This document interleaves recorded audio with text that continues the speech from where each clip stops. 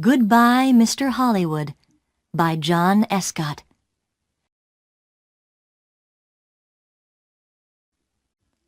Chapter 1. Mystery Girl. It all began on a beautiful spring morning in a village called Whistler in Canada. A pretty little village in the mountains of British Columbia. There was a café in the village with tables outside, and at one of these tables sat a young man. He finished his breakfast, drank his coffee, looked up into the blue sky, and felt the warm sun on his face. Nick Lortz was a happy man. The waiter came up to his table. "More coffee?" he asked. "Yeah, great," said Nick. He gave the waiter his coffee cup. The waiter looked at the camera on the table. "On vacation?" he said. "Where are you from?" "San Francisco," Nick said.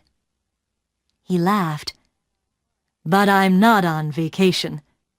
I'm working. I'm a travel writer, and I'm doing a book on mountains in North America. I've got some great pictures of your mountain." The two men looked up at Whistler Mountain behind the village.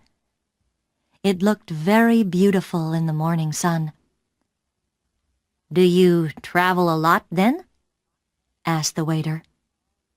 "All the time," Nick said. "I write books, and I write for travel magazines. I write about everything. Different countries, towns, villages, rivers, mountains, people." The waiter looked over Nick's head. "There's a girl across the street," he said. "Do you know her?" Nick turned his head and looked. "No, I don't." "Well, she knows you, I think," the waiter said. "She's watching you very carefully." He gave Nick a smile. "Have a nice day." He went away, back into the café. Nick looked at the girl across the street. She was about 25, and she was very pretty. "She is watching me," Nick thought. Then the girl turned and looked in one of the shop windows. After a second or two, she looked back at Nick again. Nick watched her. "She looks worried," he thought. "What's she doing? Is she waiting for somebody?" Suddenly, the girl smiled. Then she walked across the street, came up to Nick's table, and sat down. She put her bag down on the table. The bag was half open. "Hi, I'm Jan," she said. "Do you remember me? We met at a party in Toronto." "Hi, Jan," said Nick. He smiled. "I'm Nick, but we didn't meet at a party in Toronto. I don't go to parties very often, and never in Toronto." "Oh," the girl said, but she didn't get up or move away. "Have some coffee," said Nick. The story about the party in Toronto wasn't true, but it was a beautiful morning, and she was a pretty girl. Maybe it was a party in Montreal or New York. The girl laughed. "Okay, maybe it was. And yes, I'd love some coffee." When she had her coffee, Nick asked, "What are you doing in Whistler? Or do you live here?" "Oh, no," she said. "I'm just traveling through. And what are you doing here?" "I'm a travel writer," Nick said, "and I'm writing a book about famous mountains." "That's interesting," she said. But her face was worried, not interested, and she looked across the road again. A man with very short white hair walked across the road. He was about 60 years old, and he was tall and thin. The girl watched him. "Are you waiting for someone?" asked Nick. "No," she said quickly. Then she asked, "Where are you going next, Nick?" "To Vancouver for 3 or 4 days," he said. "When are you going?" she asked. "Later this morning," he said. There was a letter in the top of the girl's half-open bag. Nick could see some of the writing, and he read it because he saw the word Vancouver. "And we can meet at the Empress Hotel, Victoria, Vancouver Island, on Friday afternoon." So she's going to Vancouver too, he thought. Suddenly the girl said, "Do you like movies?" "Movies? Yes, I love movies," he said. "Why?" "I know a man, and he loves movies and going to the cinema," she said slowly. "People call him Mr. Hollywood." She smiled at Nick. "Can I call you Mr. Hollywood too?" Nick laughed. "Okay," he said. "And what can I call you?" She smiled again. "Call me Mystery Girl," she said. "That's a good name for you," said Nick. Just then, the man with white hair came into the café. He did not look at Nick or the girl, but he sat at a table near them. He asked the waiter for some breakfast. Then he began to read a magazine. The girl looked at the man, then quickly looked away again. "Do you know him?" Nick asked her. "No," she said. She finished her coffee quickly and got up. "I must go now," she said. Nick stood up too. "Nice to—" he began, but the girl suddenly took his face between her hands and kissed him on the mouth. "Drive carefully, Mr. Hollywood. Goodbye," she said, with a big, beautiful smile. Then she turned and walked quickly away. Nick sat down again and watched her. She walked down the road and into a big hotel. Now what, thought Nick, was that all about? The man with white hair watched Nick and waited. After 4 or 5 minutes, Nick finished his coffee, took his books and his camera, and left the café. His car was just outside the girl's hotel, and he walked slowly along the street to it. The man with white hair waited a second, then quickly followed Nick. From a window high up in the hotel, the girl looked down into the road. She saw Nick and the man with white hair about 50 yards behind him. Nick got into his car, and the man with white hair walked quickly to a red car across the street. 5 seconds later, Nick drove away in his blue car, and the red car began to follow him. When the girl saw this, she smiled, then went to put some things in her travel bag. Chapter 2. A Hand in the Back. That evening, in his hotel room in Vancouver, Nick could not stop thinking about the girl in the Whistler café. Why did she come and sit with him? She didn't know him, and that story about a party in Toronto wasn't true, and she was worried about something. But what? And that kiss? It was nice, of course, but why did she do it?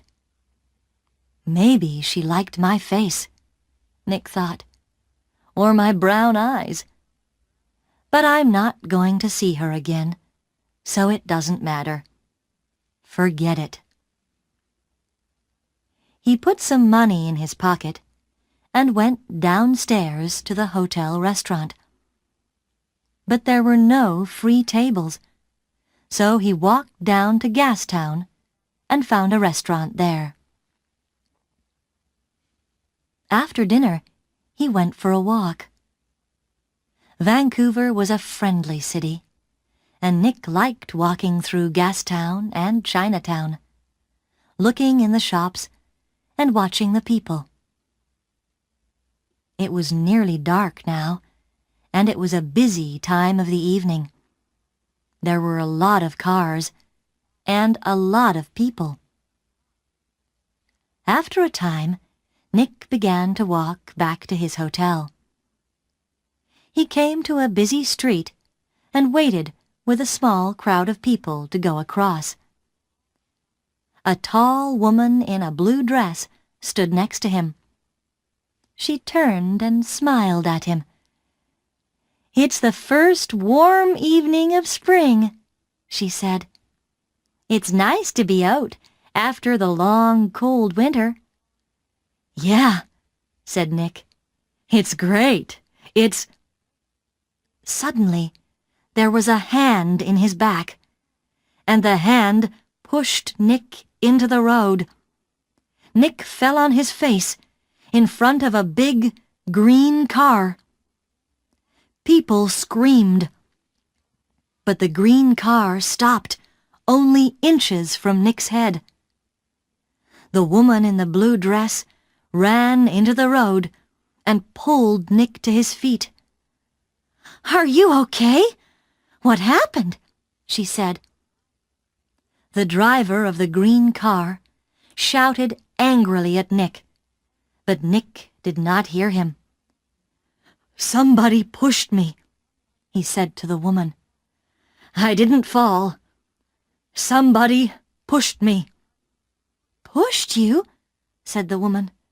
"Who? I didn't see anybody." Nick looked at the faces of the people near him, but he didn't know them. Then he saw a man's back.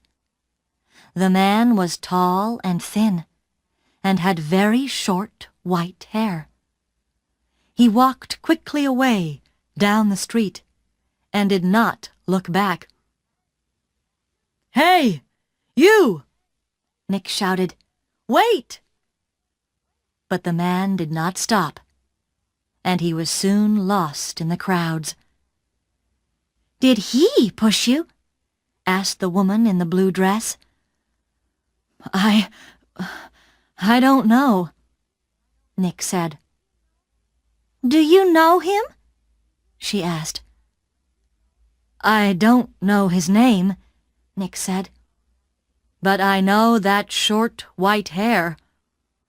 Now where did I see it before?" The woman began to move away. "I must get home," she said. Are you okay now?" "Yeah, I'm okay," Nick said. "And thanks. Thanks for your help." "That's okay," the woman smiled. "Be careful now." Back in his hotel, Nick sat on his bed and thought. It was an accident. Nobody pushed me. It was an accident. Nobody wants to kill me, and there are hundreds of men in Vancouver with white hair. It was 1 o'clock in the morning, but Nick couldn't sleep. He listened to the cars in the road, and he looked at the night sky through his hotel room window. Then he sat at the table and tried to write some more of his book about mountains, but he couldn't think about his work. He got back into bed. There were 4 or 5 magazines in the hotel room. They were not very interesting, but Nick sat in bed and opened one, and saw a photo of Mystery Girl. He looked at the picture very carefully. But yes, it was her. Jan, the girl from the Whistler Café. She was next to a man of about 50 or 55, and they were in the garden of a big, expensive house. They smiled at the camera, and they looked very happy. Canadian millionaire Howard Hudson and his daughter Meg, it said under the picture, at their home in Toronto. Meg Hudson, not Jan, not Mystery Girl. Meg Hudson, the daughter of a millionaire. Nick read it again. Why did she come and sit with me in the cafe at Whistler? He thought. Millionaires' daughters don't sit with strangers in cafes and then give them a big kiss when they leave. Why did she do it? What did she want? He thought back to the cafe in Whistler and the girl next to him at the table. Then he remembered something. He remembered a man at a table near them in the cafe. A tall, thin man, about 60 years old. A man with very short white hair. Nick didn't sleep much that night. Chapter 3. A Walk in the Park. The next day was Thursday. Nick stayed in his hotel room and wrote about mountains all morning. Then he drove to Stanley Park in the afternoon. He sat and read a book for an hour. Then he went for a walk under the tall trees. There was nobody here. It was quiet, and he could walk and think. He thought about Meg Hudson and about the man with white hair. Did he know Meg Hudson? Did she know him? He remembered Meg Hudson's last words. Drive carefully, Mr. Hollywood. Why did she say that? Why did she call him Mr. Hollywood? He didn't understand any of it. Suddenly, he heard a noise. He stopped. That was a gun, he thought. There's somebody in the trees with a gun. There it is again.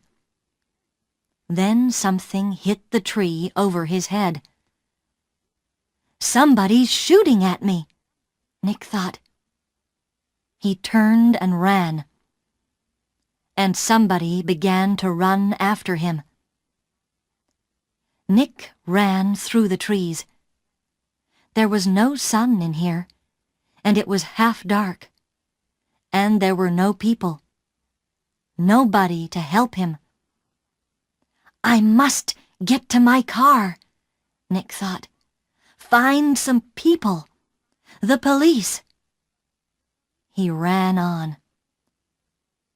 He could still hear the gunman behind him, so he ran faster. After 3 or 4 minutes, he stopped and listened. Nothing. It was all quiet. Nick was afraid. What's happening? He thought. Why is somebody shooting at me? First a hand pushes me in front of a car, and now somebody's shooting at me. He waited another second or two, then walked quickly back to his car.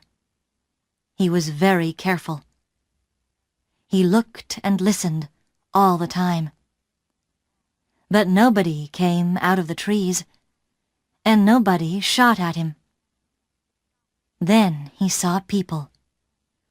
Women with young children, some boys with a football, 2 men with a dog. He began to feel better. Nobody can shoot me now, he thought. Not with all these people here.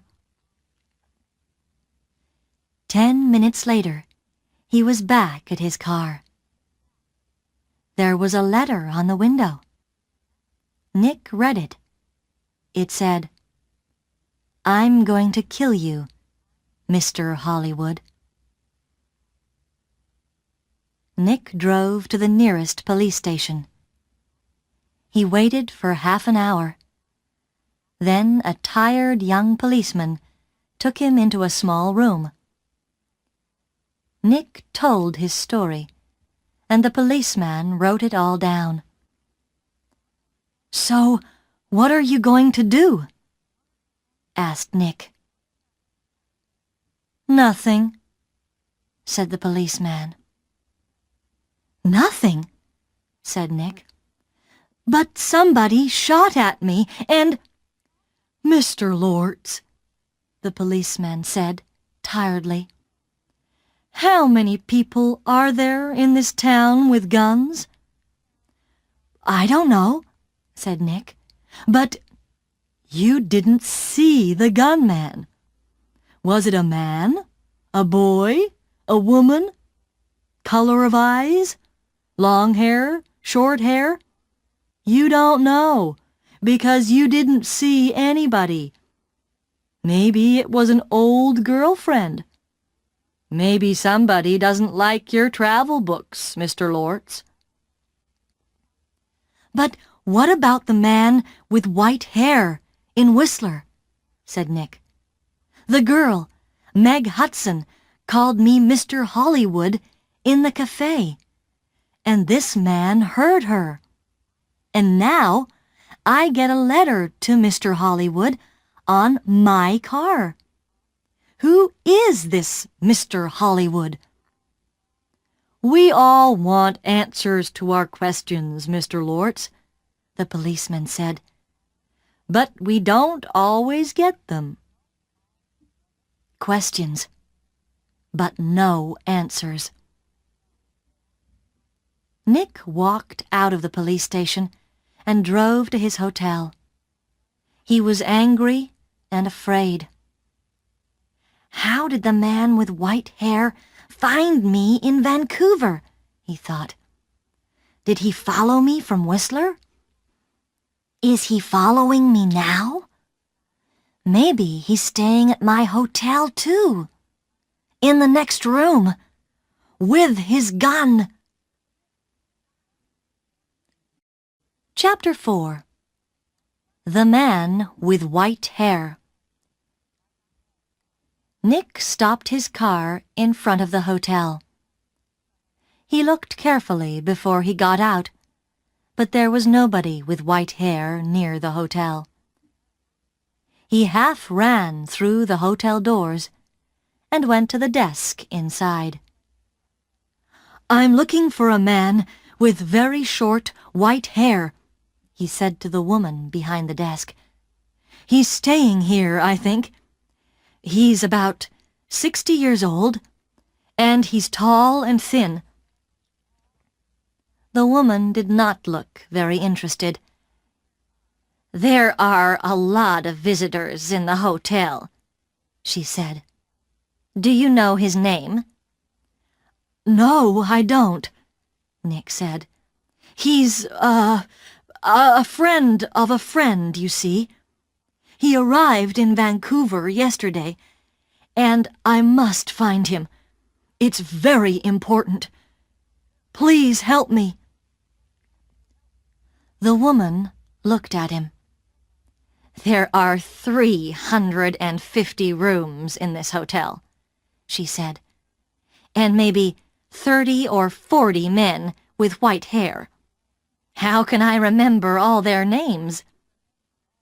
She turned away to answer a telephone call. Nick walked away from the desk. "A drink," he thought. "I need a drink." He went into the hotel bar, got a drink, and sat down at a table. "So, what do I do now?" he thought. And then he remembered something. A letter in the girl's half-open bag in the Whistler Café. "And we can meet at the Empress Hotel, Victoria, Vancouver Island, on Friday afternoon." And tomorrow was Friday. "I'm going to Victoria, on Vancouver Island," he thought. "To the Empress Hotel." Nick had dinner in the hotel that evening. He finished eating and got up from his table and saw the man with white hair. Nick moved quickly. The man was at the hotel desk. Nick could see the white head above the other heads near the desk. "Excuse me," said Nick. He pushed past the people in the hotel restaurant. A small boy ran in front of him, and Nick ran into him. The boy and Nick fell down on the floor. The boy began to cry. "Hey!" said a woman behind Nick. "I'm very sorry," said Nick. He got up and helped the boy to his feet. "Are you okay?" he asked the boy. "Be more careful next time," said the woman. Nick moved away quickly, but when he looked back at the hotel desk, he couldn't see the man with white hair. He pushed through the crowd of people. "That man!" he shouted at the woman behind the desk. "That man with short white hair! Where did he go?" The woman looked at Nick. "Mr. Vickers," she said. "I don't know." "Vickers? Is that his name?" said Nick. "What's his room number?" "I'm sorry, I can't tell you that," the woman said. "But I need to—" began Nick. The woman turned away to answer the telephone. After a second or two, Nick went upstairs to his room. "Vickers," he thought. "Does Meg Hudson know Mr. Vickers? I need some answers, and I need them quickly." Chapter 5. Vancouver Island. Tawasin was about 23 miles south of Vancouver. Nick drove there in his car the next morning for the 1 o'clock ferry to Vancouver Island. Every 5 minutes, he looked behind him. The road was busy. Black cars, white cars, red cars, green cars. Maybe Vickers was in one of them. At Tawasin, Nick drove his car onto the ferry. There were a lot of cars and crowds of people. Nick got out of his car and walked up and down the ship. He looked for a man with white hair, but he didn't see one. Soon the ferry began to move, and Nick felt better. He found the ferry restaurant and got something to eat. More people came in. Nick looked at the faces of all the older men.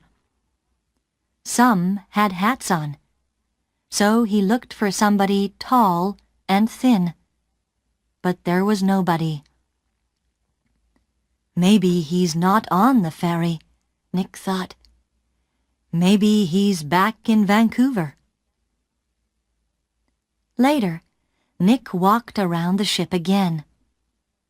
Once, he thought he saw the man with white hair in the crowds, but he could not be sure. 90 minutes after leaving Tawasin, the ferry arrived at Swartz Bay on Vancouver Island, and Nick went back down to his car. Swartz Bay was 20 miles north of Victoria. Nick drove quickly, and again looked behind him every 4 or 5 minutes.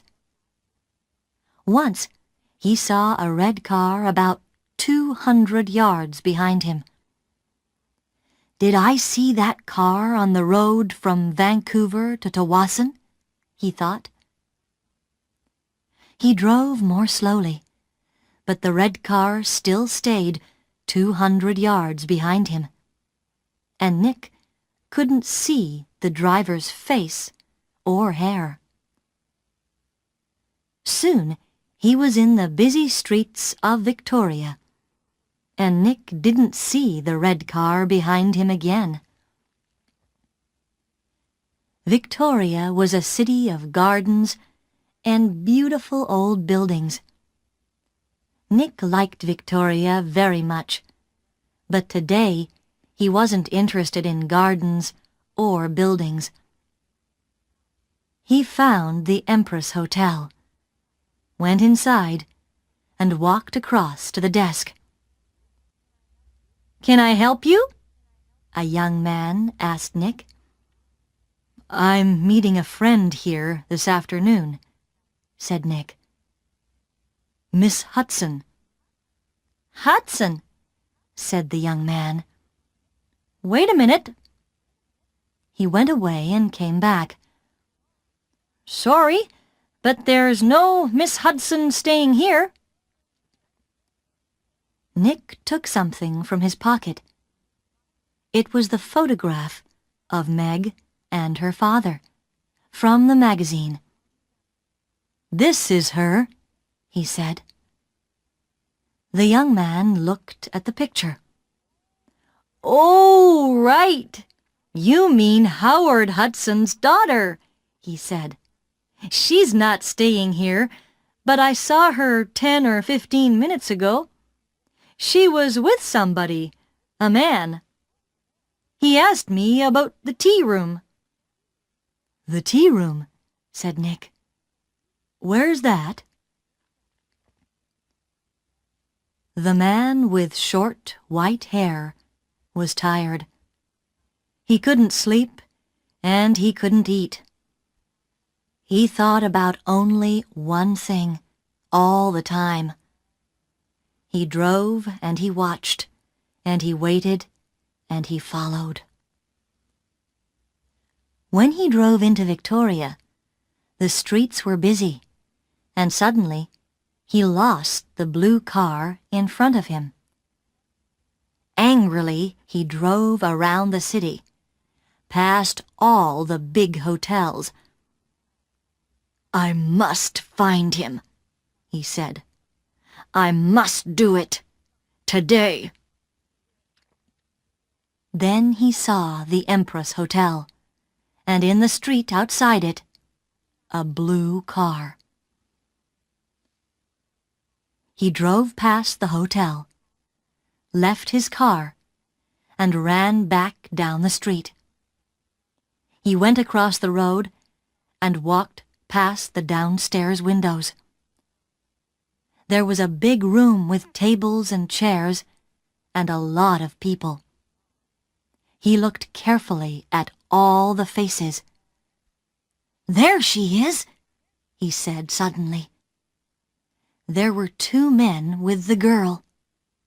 He couldn't see their faces, only the backs of their heads, but one of the men was in a green shirt. "Mr. Hollywood," the man said, and smiled. "Goodbye, Mr. Hollywood." People in the street turned to look at him, but the man did not see them.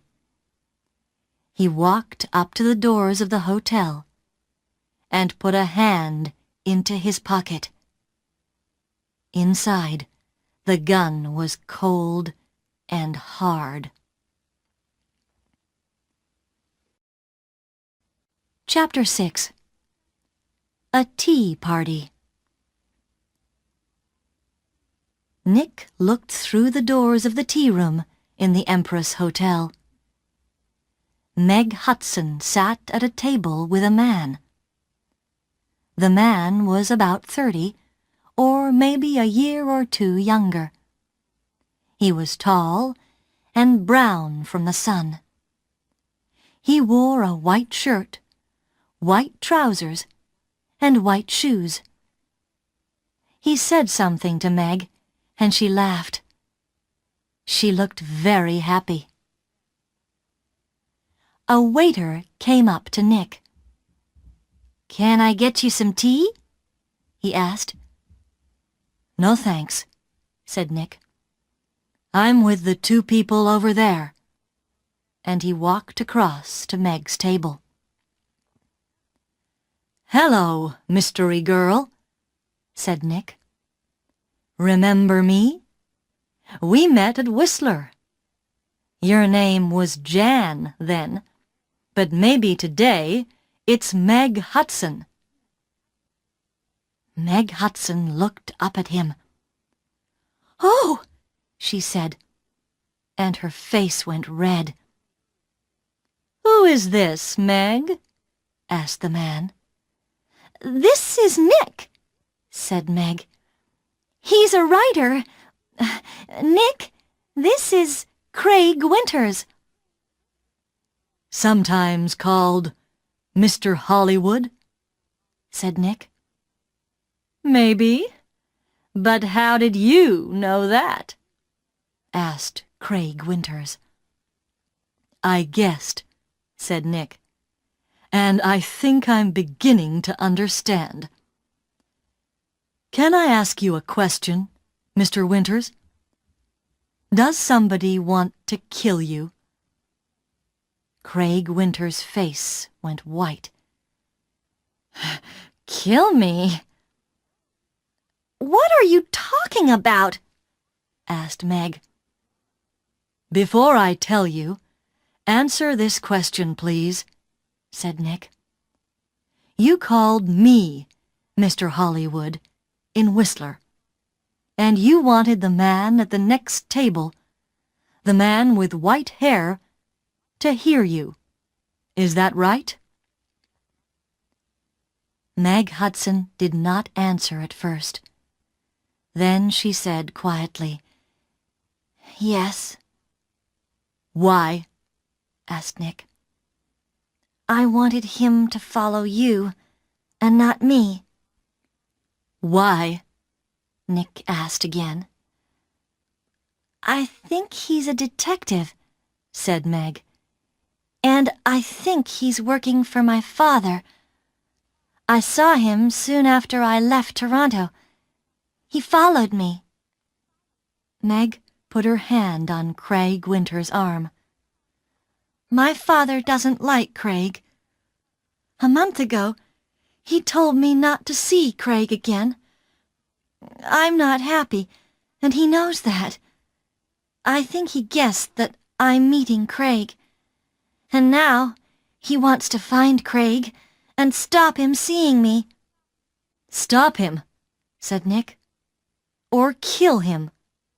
No, Meg Hudson said. Daddy doesn't. The man with white hair pushed me in front of a car in Vancouver, Nick told her. And he shot at me in Stanley Park. What? Said Meg. Tell me about this man with white hair, Winters said suddenly. Nick looked at him. He's about 60, and he's tall and thin, he said. Do you know his name? Asked Winters. Vickers, said Nick. Craig Winters suddenly looked ill. Did he follow you to Victoria? Did he follow you here? I don't know, said Nick. He watched Winters. You're afraid of him. Why? Why does this man, Vickers, want to kill you, Winters? Before Craig Winters could answer, Meg's face went white. Oh, no, she said. Look! Look over there! By the door! Nick and Craig Winters turned to look. At the door of the tea room stood the man with white hair. He looked up and down the room, and then he saw them and began to walk across to their table. His hand was in his pocket. For a second or two, the three people at the table did not move. Then Craig Winters jumped to his feet. That's Mr. Hollywood, he screamed. That man there! And he pointed at Nick. The man's hand came out of his pocket with a gun. This is for Anna! He shouted. Nick moved very fast. The tea table went over, and Nick was down on the floor in a second. The shot went over his head, and Meg screamed. At the same time, Craig Winters shouted out and put a hand on his arm. There was blood on his white shirt. Then more people began to scream, and two waiters pulled the man with white hair down onto the floor. Get the police! Somebody shouted. Chapter 7. At the police station.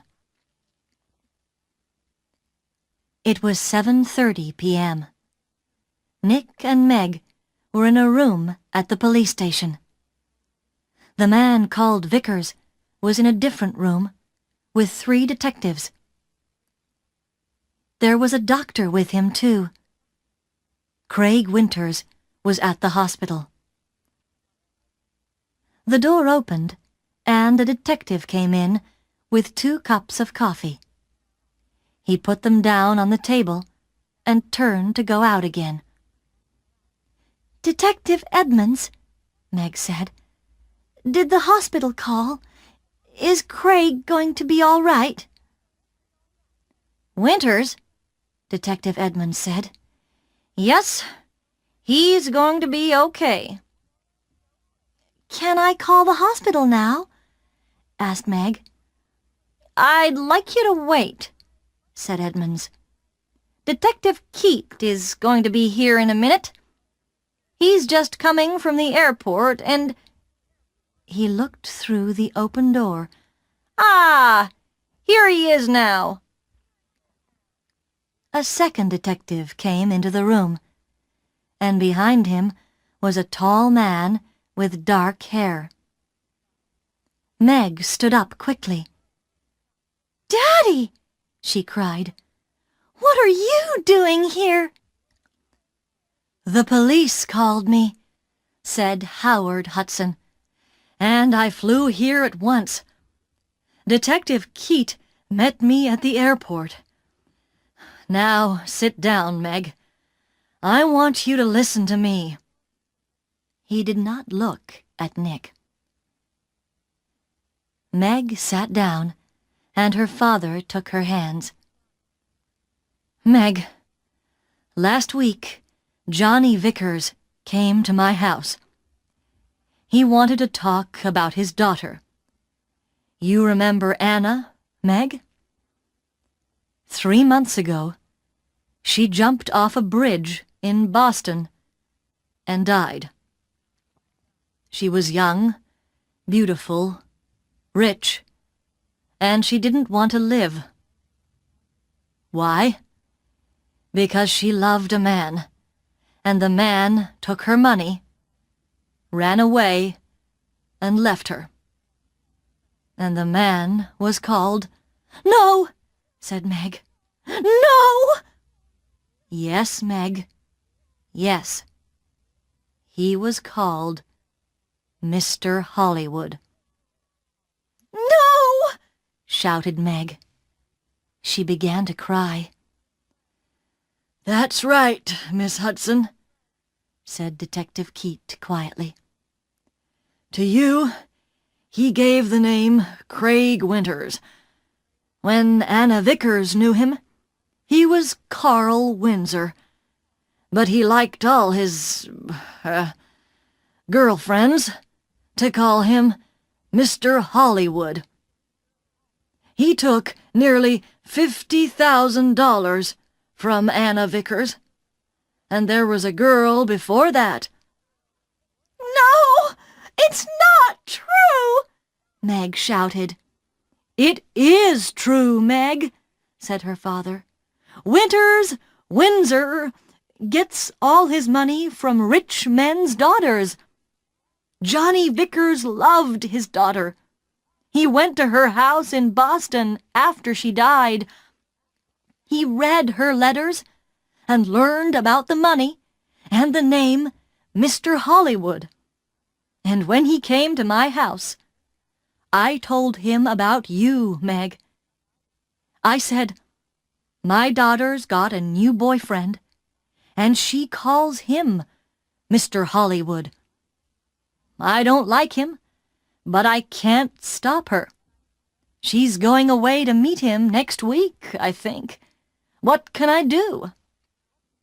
Johnny put his hand on my arm, and he said, 'Don't be afraid for your daughter. I'm going to find that man and stop him.'" Meg said nothing. Her face was very white. For a minute or two, nobody spoke. Then Detective Edmonds said, "Vickers told us all about it, Miss Hudson. He followed you to Whistler and saw you with—" Nick began to understand. "With me, in the café, and Meg called me Mr. Hollywood." Howard Hudson looked at Nick. "You're the travel writer guy, right?" "Lortz. Nick Lortz," said Nick. "Vickers nearly killed me. He shot at me twice and—" But Howard Hudson was not very interested in Nick. He looked at his daughter again. "How much money did you give him, Meg?" he said. I gave him $25,000, said Meg. "Only for 2 or 3 months, he said. Then he... She began to cry again. Well, you can say goodbye to that money, said Hudson angrily. What's going to happen to Vickers? Nick asked Detective Edmonds. Hospital, I think, said Edmonds. Okay, he shot at you, and about 50 people saw him. But he's not a well man. The doctors are going to put him away in a hospital. Howard Hudson stood up. Okay, Meg. I'm going to take you home. My plane is waiting at the airport. Meg followed her father to the door. Then she remembered Nick and turned. I'm sorry, she said. I got you into all this. I called you Mr. Hollywood. That was wrong. But I didn't know. It's okay, said Nick. You know everything now. And it's better to learn it now and not later. $50,000 later. Chapter 8. A Nice Smile. Nick took the evening ferry back to Vancouver. He was tired and hungry, so he went down to get some dinner in the ferry restaurant. The restaurant was busy, and there was only one free table. Nick sat down quickly and began to eat. I must get back to work tomorrow, he thought, and forget about millionaires' daughters and men with guns. Excuse me, somebody said. Can I sit with you? Nick looked up. There was a pretty girl next to his table. He got up. It's okay, he said. You can have this table. I don't want it. And he began to move away. Please don't go, the girl said. Stay and finish your dinner. She smiled at him. It was a nice smile. But Nick knew all about nice smiles. I'm not hungry, he said, and he walked quickly out of the restaurant.